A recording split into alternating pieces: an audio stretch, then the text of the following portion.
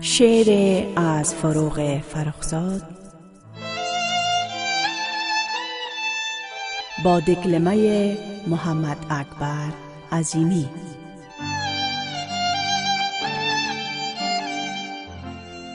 آفتاب می شود.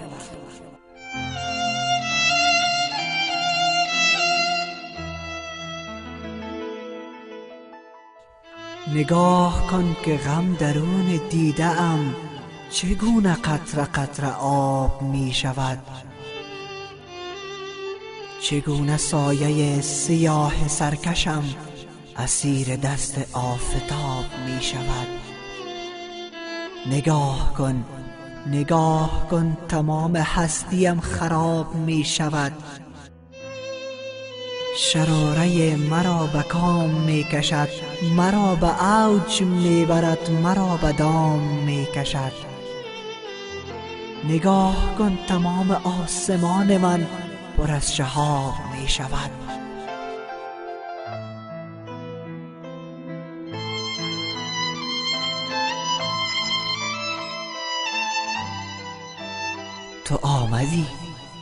تو آمدی ز دورها و دورها، ز سرزمین عطرها و نورها. نشاندهی مرا کنون به زورقی، ز عاجها ز ابرها بلورها.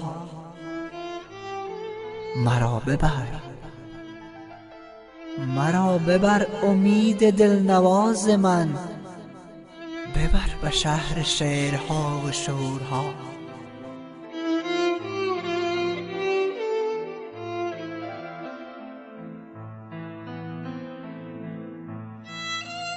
به راه پر ستاره می کشانیم، فراتر از ستاره می نشانیم.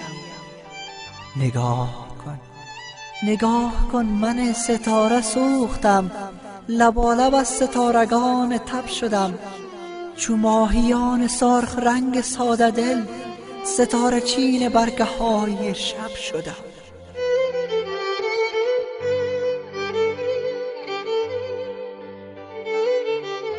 چو دور بود پیش از این زمین ما، به این کبود غرفه های آسمان. کنون به گوش من دوباره می رسد صدای بال برفی فرشتگان. نگاه کن که من کجا رسیده ام، به کهکشان، به بیکران، به جاودان.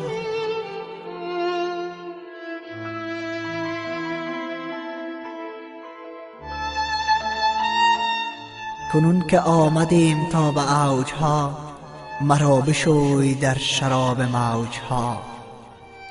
مرا بپیچ در حریر بوسعت، مرا بخواه در شبان دیرپا.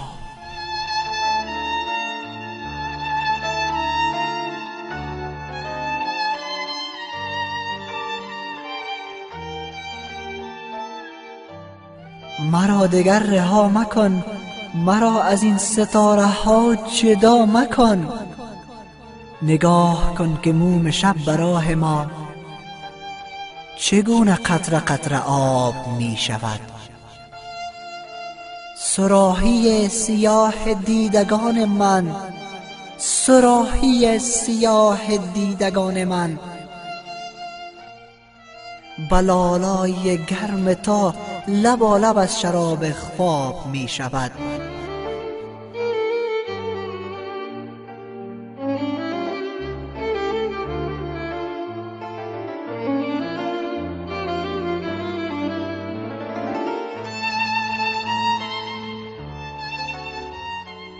بروی گاهواره های شعر من نگاه کن تو میدمی و آفتاب